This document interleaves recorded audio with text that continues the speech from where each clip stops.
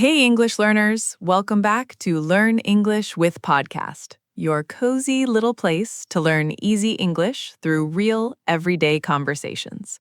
I'm Nova. And I'm Orion, running on only 4 hours of sleep. So honestly, this episode is basically me asking for help. Okay, that is actually perfect because today we're talking about something almost everyone struggles with: calming your mind at night. Oh, this is personal. Very personal for me. Why? What happens? I get into bed, I close my eyes, and my brain says, "Great, finally some quiet time. Let's remember every embarrassing thing you've said since 2009." The 2009 memories are back. Every night, free of charge. Nobody asked for this service. Mine is different. Mine is less embarrassing memories and more sudden emergency to-do list. Like at 11 p.m., my brain says, "Did you renew your passport? What about that email from 3 weeks ago?" Your brain waits until you're lying down to bring up boring life tasks? Every single time. It's like my brain knows I can't do anything about it right now, so that is exactly when it wants to talk about it. That's so mean. Your brain is actually kind of evil. It is a little evil, yes. So today we're looking at why this happens and, more importantly, what actually helps. Real stuff, not just drink chamomile tea and good luck. Although we will mention chamomile tea at some point, let's be honest. Fine, but we'll make sure it deserves to be mentioned. Deal. And before we get into today's topic, can I tell you something quick? Uh-oh, quick from Nova usually means not quick. Okay, fair, but this one really matters. Over the past few weeks, we kept hearing the same thing from learners.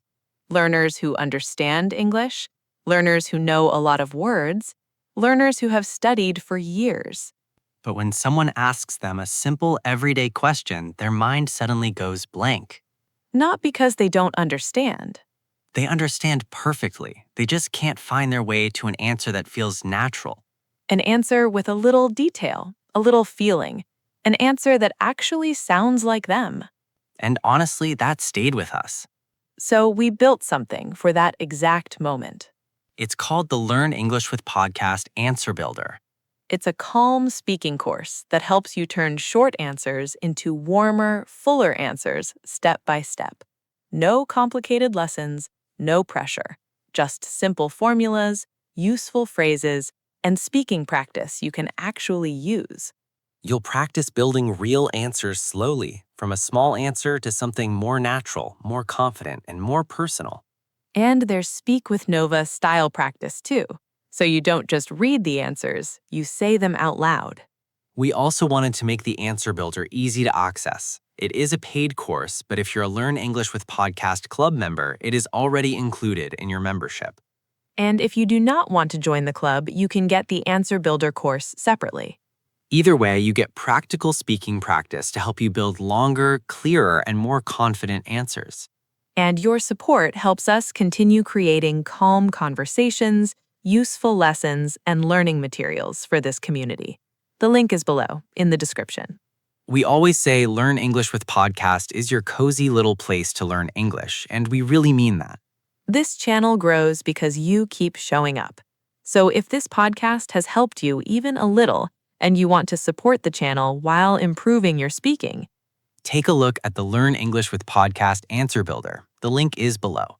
small answers today, Big conversations tomorrow. that's what we want for you. All right, now let's talk about calming the mind at night. So let's start with the obvious question. Why does this even happen? Why does the mind become so loud at night? Because during the day, we are too busy to listen to it.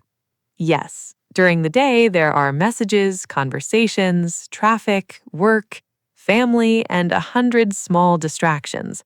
The brain doesn't really get a quiet moment. So the brain is trying to speak, but the day is too noisy. That is a good way to say it. Then at night, everything becomes quiet. You lie down, the lights are off, no one is talking, and suddenly your thoughts have space. So the brain finally gets the room to itself. Exactly. And then it chooses the worst possible topic. Yes, it's like your worries finally get the microphone. That sounds too accurate. This is where anxiety can show up too. Yes, that heavy, worried feeling. It can become so loud at night. Right? Anxiety is that nervous, worried feeling. Sometimes it's small, like, did I forget something? And sometimes it feels much heavier. So at night, the brain says, oh, the room is quiet. Great. Let's bring all the worries. That is how it can feel. But in a strange way, I also find this a little reassuring. Wait, I get that. It feels good to know you're not the only one. Yes, reassuring means it makes you feel less worried. When you know many people feel this way, you don't feel so alone. That is actually reassuring. I always thought it meant my brain was uniquely broken. No, Orion, your brain is not broken. Good. I needed to hear that. A lot of people deal with some version of this. Nighttime is often the first quiet moment the brain gets all day. So it's not, why is my brain like this? It's more like, why do many brains do this when everything becomes quiet? Yes, and that small change can help you stop blaming yourself. I like that, but my brain still chooses terrible topics. Yours chooses embarrassing memories. Mine chooses emails and passport problems. I once stayed awake for 40 minutes because I remembered something strange I said in a job interview 6 years ago. What did you say? I'm not telling you. Why not? Because that memory is staying locked. Locked, but apparently it opens every night. Only for me. Very private club. One member, me. Every night. You know, it is funny, but it is also very real. Many people replay old moments at night. Yes, and the worst part is there's nothing to fix. It already happened. That is why sometimes we need to gently tell the mind, not tonight. We are not doing this now. I need that sentence on my bedroom wall. Honestly, many of us do. Okay, but before we talk more about thoughts, we have to talk about something that makes it worse for many people. Phones in bed. Uh-oh, here we go. You're calling me out right now, aren't you? I mean, a little. I knew this was coming the second you said phones. Because scrolling right before bed is basically the opposite of calming your mind. You are giving your brain more information right when it is supposed to slow down. Okay, I want to push back a little. Go on. I don't think phones are always the villain. For me, watching something light and silly, like a funny video, sometimes helps me switch off. I hear you. A funny video can feel relaxing, but even light content could keep your brain awake. The screen, the movement, the next video, the next post, it all tells your brain, stay awake, there is more coming. But if the choice is lying in silence with my 2009 memories or watching one funny 10-second video, I choose the phone. I see your point. Wait, really? Yes, I don't think the issue is always the phone itself. It is what you're doing on the phone. Okay, that makes sense. For example, doom scrolling before bed is very different from watching one silly 10-second video. Oh, yeah, that's when you open your phone for 1 minute and suddenly you're reading bad news for half an hour. Exactly. Doom scrolling means you keep scrolling through negative or stressful content like bad news, scary posts, or arguments online. So, doom scrolling is like feeding your brain problems right before sleep. Yes, and then we wonder why our mind won't calm down. So, we're not banning phones completely. No, we're not saying no phone ever. We're saying no chaos before sleep. I like that. No chaos before sleep. That should be the episode title, honestly. No chaos. A bedtime philosophy. I would listen to that. You are listening to it right now. Oh, right. Also, sometimes we think we are resting with our phone, but we're still giving our brain work. That hits close. The body is in bed, but the mind is still outside in the world. Exactly. Messages, videos, comments, news, people's lives, people's opinions. It is a lot. So the question is not only should I use my phone, the better question is what kind of feeling am I giving my mind before sleep? Yes, calm feeling or chaos feeling. I hate when you make a good point. It happens sometimes. Let's keep it at sometimes. Okay, let's get into the actual racing thoughts problem, because I think this is what many people deal with. Oh, I know this one too well. One thought comes, then another, then another. Yes, racing thoughts are fast thoughts that keep coming one after another. You want to sleep, but your mind keeps jumping from one thing to another. Like tomorrow's meeting. Did I lock the door? Why did I say that thing in 2009? What if I forget something tomorrow? That is exactly the feeling. This is the real boss level of bedtime. One thing that has genuinely helped me is something simple. Writing thoughts down before bed. It's called a brain dump. A brain dump? That sounds painful. It is not painful. A brain dump means writing down everything in your mind. Worries, tasks, reminders, random thoughts. So your brain doesn't have to hold it all. So instead of keeping everything in my head, I put it on paper.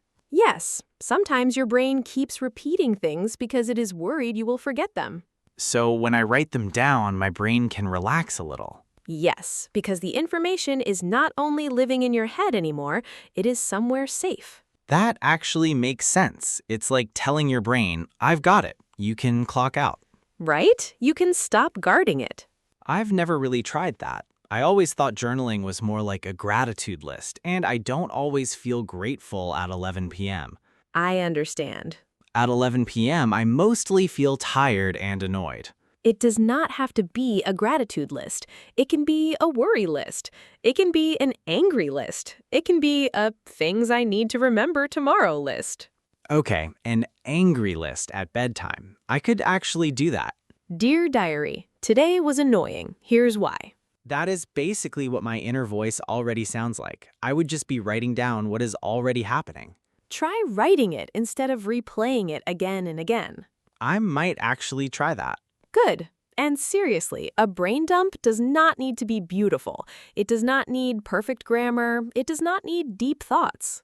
Good. Mine would probably say, buy milk, stop thinking about 2009, why is my pillow weird? Perfect brain dump. That is perfect. Yes, because the goal is not to write beautifully. The goal is to empty your mind a little. Empty the mind a little. I like that. Can we shift for a second? Because I think it's important to say something. Okay, I can feel the tone changing. Just for a moment. Sometimes a racing mind at night isn't just, oh, I had a busy day. Yeah, sometimes it's more than that. Sometimes it's connected to real anxiety or stress that has been building for a long time or something heavier. That's important to say. And I think we should be honest. Breathing exercises and brain dumps can be useful tools, but they don't fix everything. Right. We're two people with microphones. We're not a replacement for a therapist. Exactly. If someone is lying awake every night feeling scared, stressed, or unable to function well during the day, it's okay to speak to a professional. Yes, no shame in that. No shame at all. What we are sharing tonight is gentle, everyday support, not a cure for everything. I'm glad we're saying that, because some advice online makes it sound like just take 5 deep breaths and your anxiety will disappear forever, and real life is not always that simple. Some nights the tools work well, Some nights they help a little. and some nights you need more support. That is completely okay. I think learners need to hear that too. Advice does not have to be perfect. You do not have to fix your whole life in one night. Yes, calming your mind is not about perfection. It's about trying small things and noticing what helps. Can I make it a little lighter now? Please. Because even therapists probably go home and think about something strange they said in a job interview 6 years ago. Everyone has a memory box, Orion. Mine is not a box. Mine is a full storage room. Of course it is. Okay, let's talk about something more practical. The room itself. Oh, I have opinions on this. Go on. Thermostat. If my room is even a little too warm, my brain will not calm down. My body just refuses to relax. See, I'm the opposite. I need the room a little warm, or I just lie there thinking about my cold feet. How can we disagree about something this basic? I don't know, but we do. Every time we travel for work, this becomes a real argument. The thermostat war. Every single time. The thermostat war. For learners, a thermostat is the thing that controls the room temperature. Thank you, Teacher Orion. You're welcome. And my lesson is cool room, light blanket. That is the winning formula. I am putting on a hoodie just thinking about it. The thermostat war continues. But let's be fair to everyone listening. Different people need different sleep environments. True. Some people like a cool room, some people need a warmer room. Some people need silence, some people like soft background sound. So the goal is not to copy someone else's perfect night routine. Yes, the goal is to notice what helps your body and mind feel safe enough to rest. Safe enough to rest. That's a nice phrase. Thank you. I still want the room cool. I know, Orion. So the idea is simple. Don't fight your mind at night. Give it somewhere softer to rest. And if you want to practice today's vocabulary and sentences, you can continue inside Learn English with Podcast Club. You'll find the transcript, vocabulary practice, quizzes, games, and shadowing. There, now slow down the strongest words from today's conversation. This is Word Tour. Our first phrase is racing thoughts. Racing thoughts. Racing thoughts are fast thoughts that keep coming one after another. You want to rest, but your mind keeps jumping. You could say, I couldn't sleep because I had racing thoughts. Or, my racing thoughts get louder when the room is quiet. A useful pattern is racing thoughts about something. I had racing thoughts about tomorrow's meeting. This phrase helps you describe that busy night mind. The body is tired, but the thoughts keep running. Our next phrase is brain dump. Brain dump. A brain dump is when you write down everything in your mind. Worries, tasks, reminders, random thoughts. It sounds strange, but it is simple. You could say, I did a brain dump before bed. Or, a quick brain dump helped me stop replaying my to-do list. A useful pattern is do a brain dump. I'm going to do a brain dump before I sleep. The goal is not beautiful writing. The goal is to give your thoughts somewhere else to go. Our next word is anxiety. Anxiety. Anxiety means a strong, worried, or nervous feeling. It can feel especially loud at night because everything else is quiet. You could say, my anxiety gets worse when I'm trying to sleep. Or, I feel anxiety when I think about tomorrow. A useful pattern is anxiety about something. I have anxiety about work. This word is important because it names the feeling. And sometimes naming the feeling makes it a little less scary. Our next word is reassuring. Reassuring. Reassuring means making someone feel less worried. Like when you realize, oh, I'm not the only one who feels this way. You could say, it was reassuring to know that other people have racing thoughts too. Or, her calm voice was reassuring. A useful pattern is, it is reassuring to know that. It is reassuring to know that my brain is not broken. This word feels gentle. Yes, it gives the mind a little comfort. Our next word is doom scrolling. Doom scrolling. Doom scrolling means scrolling through negative or stressful content for a long time. Bad news, scary posts, angry comments, and somehow you keep scrolling. You could say, I stayed up late doom scrolling. Or, doom scrolling before bed made my mind feel more anxious. A useful pattern is stop doom scrolling. I need to stop doom scrolling before sleep. This word is very modern. And very honest. Sometimes the phone is not helping us rest. It is feeding the mind more chaos. And that is why the words we choose matter. When we can name the feeling, it becomes easier to talk about it. And sometimes easier to be kinder to ourselves. So now let's take some common learner sentences about sleep, stress, and overthinking. And make them sound more natural. This is Say It Better. Today, we're not trying to make tired feelings sound perfect. Right, we're trying to give those feelings better words. Words that are honest but still kind. Let's start with this sentence. My brain is not stopping. Oof, understandable but not very natural. A better way to say it is, my mind won't calm down tonight. Softer, more natural, and very real. It does not sound like you were fighting your mind. It sounds like you were simply describing what is happening. Next sentence, I am thinking too much. Very clear, but a little basic. A better version is, I'm overthinking everything right now. Or, my thoughts keep racing. That sounds like something someone would actually say at night. Yes, it gives the feeling better shape. Here's another one. I cannot sleep because many thoughts come. I get the meaning, but the sentence needs smoothing. Try this. I can't sleep because my thoughts keep racing. Short, natural, and emotional. It also uses one strong phrase instead of many simple words. Next, I watched phone too much. This is a very common learner sentence. A better version is, I spent too much time scrolling on my phone.